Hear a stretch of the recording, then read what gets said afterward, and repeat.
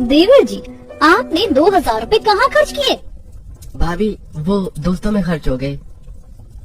क्या तूने 2000 रुपए दोस्तों में खर्च कर दिए? देखिए माँ, कमाई तो ये एक पैसे की करता नहीं है और ऊपर से पैसे से बर्बाद और कर रहा है। कोई नहीं बेटा, शादी ब्याह में हो जाते हैं पैसे खर्च। मेरा अचार बिकेगा तो मैं तुझे दे दूंगी पैसे। महीने में 1-2 किलो अचार तो आपका बड़ी मुश्किल से बिकता है। आप कहाँ से दोगे हमें इतने पैसे? इतनी मेहनत से हम कपड़े बेचकर पैसे कमा रहे हैं, इस घर का खर्च उठा रहे हैं, और आप सब ऐसे फालतू में हमारे पैसे उड़ाते जा रहे हो। भाभी आरती कल ही यहाँ आई है, आप उनके सामने तो तमाशा मत कीजिए। ठीक है माँ जी, हम घर का किराया, बिजली का बिल ये दोनों भरेंगे। अब घर का राशन और बाकी के खर्च देवर जी और आपको करना होगा। अब तो देवर जी की पत्नी भी इस घर में आ गई है, तो अब कह दीजिए इन्हें कि ये कोई काम करके पैसे कमाए। इतना कहकर कविता, अजीत और महेश बाहर चले जाते हैं। कविता, अजीत अपनी किराए की दुकान में बच्चों के कपड़े बेचने का काम करते हैं। 1000 बार कह कर थक गई हूँ मैं तुझे अमित कि कोई काम करके तू पैसे कमा बेटा। एक दिन तो ये होना ही था। मैं क्या करूँ माँ, मुझे गांव में कहीं भी काम नहीं मिल रहा है। अब भाभी ने तो अपने मायके से पैसे लाकर भाई को कपड़ों का कारोबार खोल कर दे दिया, पर मेरे पास तो फूटी कौड़ी तक नहीं है। मैं क्या करूँ? तभी साक्षी आती है। भाई, आप माँ के बनाए अचार को शहर ले जाकर बेचिए ना, वहाँ अचार बहुत बिकेगा। नहीं बिकता साक्षी, एक बार गया था ना मैं अचार लेकर शहर, 2 दिन तक घूमने के बाद भी पाव भर भी अचार नहीं बिक पाया था वहाँ। काश कि मैं पढ़ा लिखा होता तो आज मैं इस तरह बेरोजगार बनकर दर दर की ठोकरें नहीं खाता फिरता। अपने ससुराल की ये परेशानी देखकर आरती के होश उड़ जाते हैं। अमित सालों से गांव में काम तलाश कर रहा था। उसे काम तो बहुत मिलते थे, पर वो ज्यादा दिन नहीं चलते थे। मेनका सालों से घर में अचार बनाती है और उन्हें गाँव में बेचती है। कुछ दिन बाद आरती मेनका के साथ घर में अचार बना रही थी। माँ जी, हम अचार के साथ आलू के पराठे भी बेचते हैं ना। हमारे गांव में एक भैया है, वो अपने ठेले पर आलू के पराठे बेचते हैं, उनकी बहुत कमाई होती है। तभी एक महिला सुजाता मेनका के घर आती है। मेनका बहन, 1 किलो अचार दे दीजिए मुझे। हाँ, अभी देती हूँ। काकी जी, कल से हम आलू के पराठे भी बेचेंगे, तो अगर आपको कभी आलू के पराठे खरीदने हो तो आप हमारे पास आ जाना। ये तो बढ़िया बात है। वैसे भी घर पर जब मेहमान आते हैं तो इन सब चीजों की जरूरत पड़ती है। मैं बाकी लोगों को भी ये बात कहूँगी। सुजाता अचार लेकर वहाँ से चली जाती है। काश कि मेरा अचार रोज ऐसे ही बिके तो हमारे ऊपर आई ये गरीबी जल्दी ही दूर हो जाएगी। मेनका का अचार बहुत ही कम बिकता था। अब वो घर से अचार के साथ साथ आलू के पराठे भी बनाकर बेचने लगती है। आरती घर काम के साथ साथ अपनी सास के साथ अचार भी बनाती है।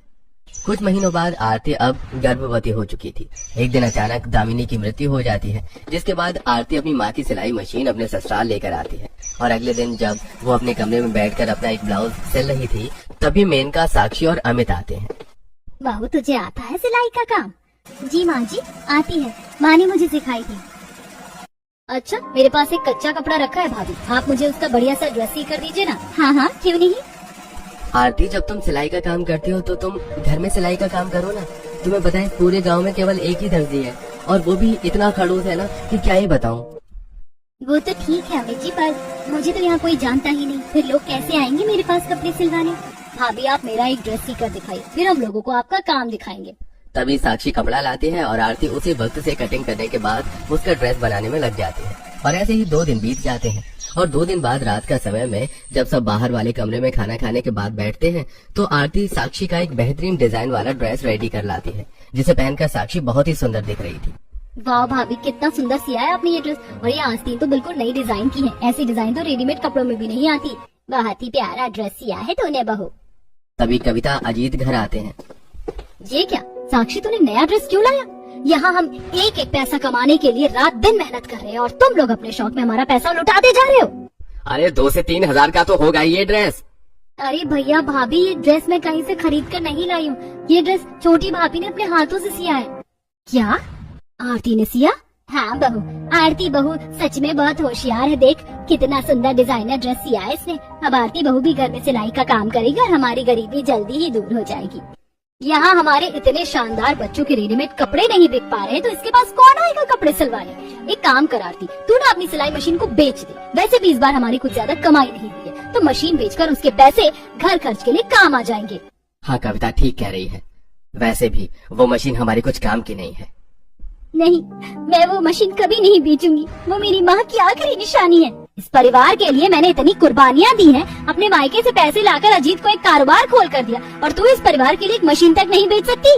आप चाहे तो मुझे बेच दीजिए जेठानी जी, पर मैं मरते दम तक इस मशीन को अपने से दूर नहीं होने दूंगी। देख लो, ये होती है पराई औरत, जिसे अपने ससुराल की परेशानियों की कोई परवाह नहीं है। ससुराल वाले चाहे भूखा मरे, पर मायके की एक चीज भी ये बेचना पसंद नहीं कर रही। कविता बहू, जाने देना, अब उसे नहीं बेचना है तो रहने दे। अच्छा, तो हम दोनों क्या इस घर में बस कुर्बानियां देने ही आए हैं क्या? बस अब बहुत हो गया। अगर इतनी सी परवाह है आपको अपनी बहू की, तो इसे कहिए अब इस घर का खर्च उठा। अब हम इस घर में ना एक पैसा देंगे न यहाँ रहेंगे। नहीं जेठानी जी, ऐसा मत कहिए।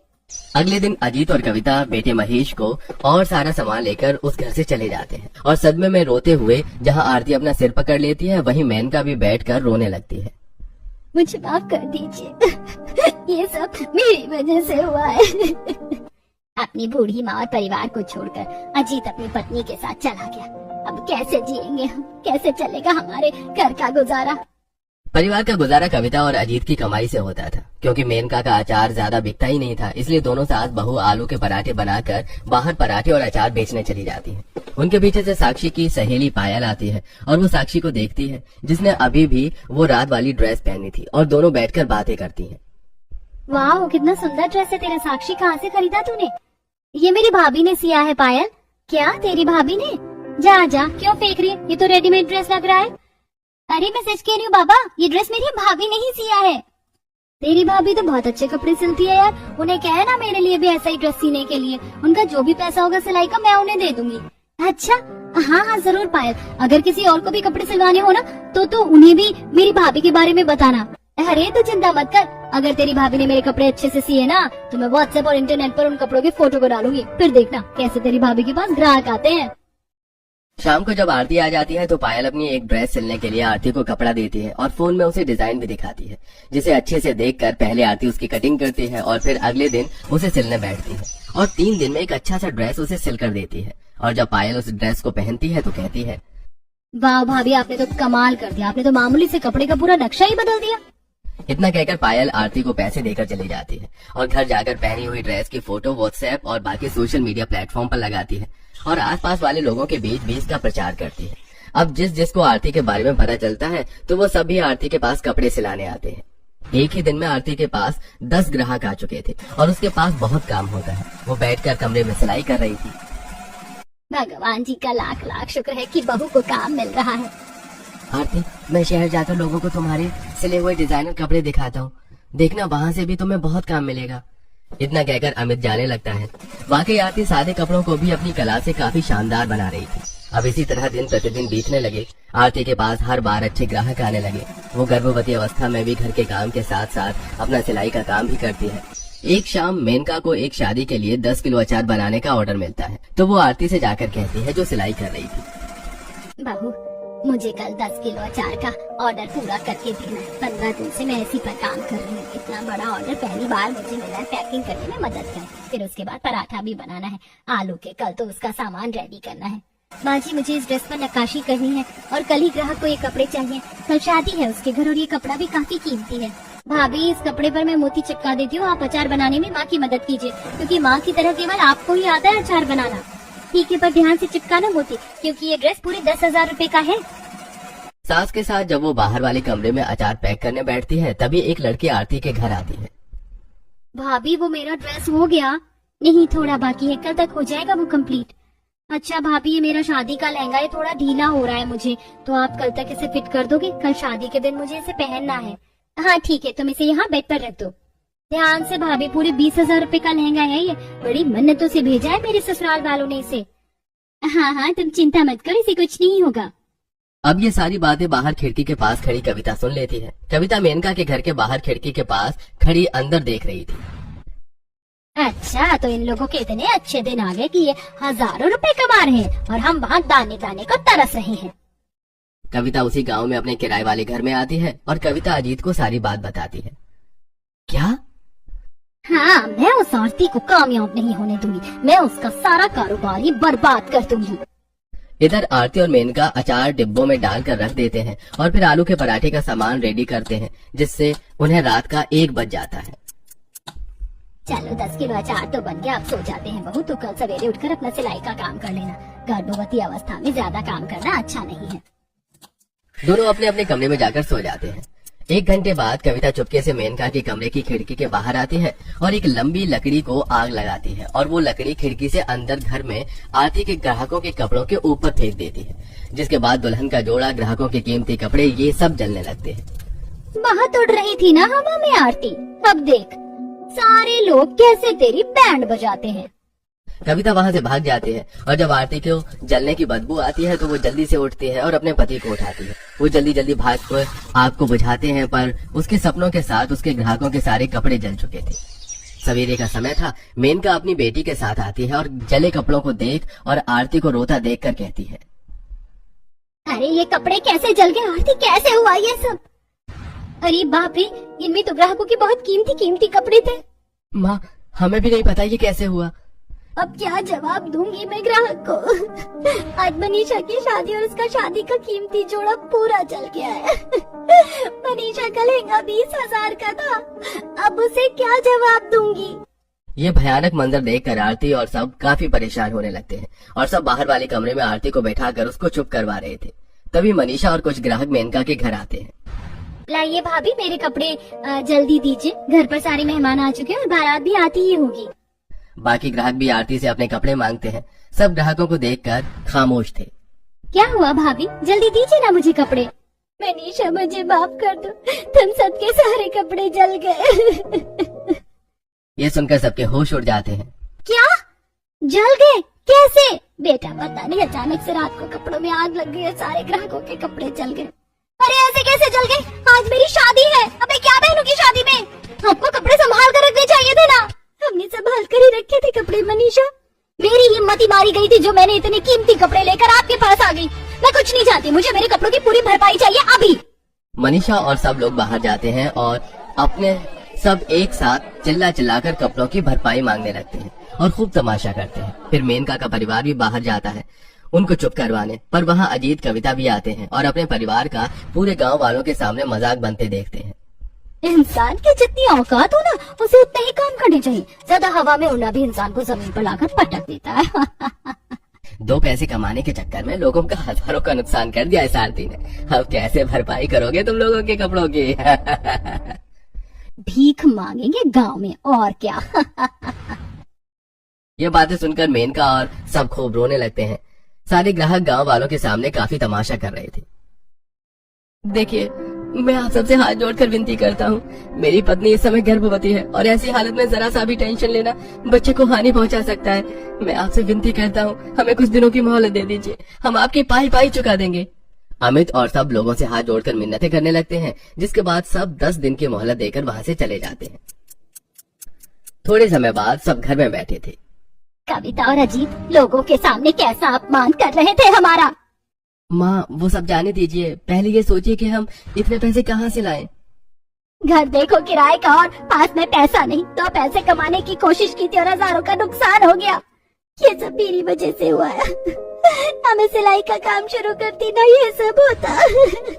भाभी इसमें आपकी कोई गलती नहीं, वो तो बस एक हादसा था जो हो गया। अब बस हमें भगवान जी से प्रार्थना करनी चाहिए, भगवान जी हमें इस मुश्किल घड़ी से बाहर निकाल दीजिए। अगले दिन अमित अपने दोस्तों, पहचान वाले हर किसी के पास जाकर कर्ज मांगने लगता है और कोई उसकी सहायता नहीं करता। तभी कविता, अजीत, मेनका के घर आते हैं। ओहो, तुम लोगों की हालत नहीं देखी जा रही मुझसे, काश कि मैं तुम्हारे लिए कुछ करती। अब अगर बचना चाहते हो ना तो एक ही रास्ता बचा है, रात के अंधेरे में सब मिलकर इस गांव से भाग जाओ, वरना गांव वाले तुम्हारे शरीर के टुकड़े करके उन्हें बेच देंगे और अपना पैसा वसूल करेंगे। दोनों की बातें सबके दिल में तीर की तरह चुभ रही थी। तभी दोनों वहाँ से चले जाते हैं। भगवान जी, मैंने आपसे कभी कुछ नहीं मांगा, आपने मेरे बाबा को मुझसे दूर कर दिया, मैंने आपसे कोई शिकायत नहीं की। फिर मेरी माँ मुझसे दूर हो गई, तब भी मैंने आपसे कोई शिकायत नहीं की। पर आज मेरी वजह से मेरा परिवार अपमान की दहलीज पर खड़ा है। मेरे ससुराल की इज्जत को बचा लीजिए भगवान जी। हमें अपमानित होने से बचा लीजिए। दोस्तों, यकीनन इंसान की गरीबी ऐसी ही होती है। ये इंसान को कदम कदम पर नई परेशानियां, मुसीबतों से मिलाती है। शाम का समय था। गांव में एक शानदार कार आती है। तभी उस कार में से एक रिया नाम की अमीर मॉडर्न लड़की एक सुंदर सी फ्रॉक पहनकर बाहर निकलती है। कहाँ होगा उस आरती डिजाइनर का घर? इंटरनेट पर किसी पायल ने तो यहीं का एड्रेस डाला था। तभी एक आदमी जा रहा होता है, जिसे रोक कर वो पूछती है, अरे सुनिए भाई साहब, ये आरती नाम की दर्जी का घर कहाँ है? हाँ, यहाँ से थोड़ी दूरी पर उसका घर है, 3-4 घर छोड़कर। रिया कार में बैठकर जाने लगती है। इंटरनेट पर इस आरती डिजाइनर का तो बहुत नाम सुना है मैंने, उसका काम भी बढ़िया ही लग रहा है। बस वो मेरे लिए बढ़िया सा डिजाइनर कॉस्ट्यूम बना दे। तभी रिया आरती के घर आती है तो वहाँ घर में सब उदास बैठे थे। क्या तुम आरती ही हो जो डिजाइनर कपड़े सीती हो? हाँ, पर आप कौन हैं? मेरा नाम रिया है, मैं शहर में रहती हूँ, मैं एक मॉडल हूँ। तुम्हारे बारे में बहुत सुना है मैंने कि तुम बड़े अच्छे डिजाइनर कपड़े सीती हो। हाँ, देखो 5 दिन बाद शहर में एक फेमस फैशन डिजाइनिंग का शो होने जा रहा है और मैं चाहती हूँ कि तुम मेरे लिए बढ़िया सा यूनिक कॉस्ट्यूम बना दो। अगर तुम्हारे डिजाइनर कॉस्ट्यूम को पहनकर मैं विजेता बन गई तो तुम मेरी परमानेंट फैशन डिजाइनर बन जाओगी और मैं तुम्हें महीने के 2 लाख रुपए सैलरी दूंगी। ये सुनकर आरती और सबके होश उड़ जाते हैं। वो सब उसे बैठाते हैं। क्या सच में? हाँ, मेरे पास समय बहुत कम है, ये मेरे कच्चे कपड़े हैं, तुम जल्दी से एक बढ़िया सा यूनिक कॉस्ट्यूम बनाओ। ये रहे एडवांस 40,000 रुपए। तुम्हारी जरूरत का सारा सामान भी मैंने लाया हुआ है, अगर तुम्हें और किसी चीज की जरूरत हो तो मुझे बता देना। जी जी जरूर। तभी रिया अपने आप को डिजाइनर बताकर कपड़े, सामान और पैसे देकर वहाँ से चली जाती है। भगवान जी आपका बहुत बहुत धन्यवाद। माँ जी देखना, मैं ऐसा सुंदर कॉस्ट्यूम बनाऊंगी ना कि पूरी दुनिया देखती रह जाएगी। तभी आरती कमरे में जाकर पूरी लगन से रिया के लिए कॉस्ट्यूम बनाने लगती है। आरती के साथ मेनका, अमित और साक्षी तीनों भी आरती की सहायता करने लगते हैं। करीब 3 रातें और 2 दिन की कड़ी मेहनत के बाद आरती एक सुंदर सा कॉस्ट्यूम बना लेती है, जिसमें उसने काफी अच्छा डिजाइन डाला था, जिससे उसका लुक बहुत ही शानदार दिखाई दे रहा था। तभी रिया आरती के घर आती है तो उसे सुंदर से कॉस्ट्यूम को देखकर उसके भी होश उड़ जाते हैं और जब वो पहनकर आती है तो कहती है, वाओ, लुकिंग सो ब्यूटीफुल यार। आरती तूने तो कमाल कर दिया मेरी जान, इतना शानदार कॉस्ट्यूम बनाया तूने। अरे ये तो शो में धमाल मचा देगा। अगले दिन आरती रिया और सबको शहर में उस शो में लेकर आती है जहां अलग अलग डिजाइनर मॉडल आए हुए थे। तभी रिया स्टेज पर आरती का बनाया वो कॉस्ट्यूम पहनकर आती है और अपनी परफॉर्मेंस देती है। भगवान जी सहायता कीजिए। थोड़े समय बाद रिजल्ट अनाउंस होता है। हमने ऐसे कई शो में हजारों कॉस्ट्यूम देखे हैं, पर जो कॉस्ट्यूम रिया ने पहना है, ऐसा शानदार और यूनिक कॉस्ट्यूम हमने आज तक नहीं देखा। मुझे ये बताते हुए बड़ी खुशी हो रही है कि इस शो की विजेता मिस रिया है।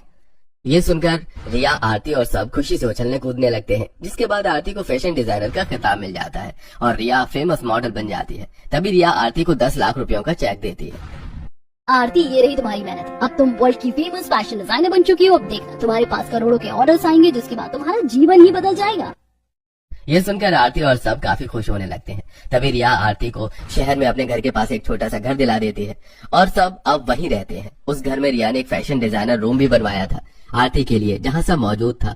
इस तरह आरती रिया के लिए काम करके महीनों के लाखों रुपए कमाने लगी और अब उसके और भी क्लाइंट बन चुके थे और धीरे धीरे वो सबके पैसे लौटा देती है। अब आरती को एक बेटा भी हो चुका था। आरती अब अमीर हो गई थी और उसके जेठ जिठानी अपनी किस्मत को कोस रहे थे।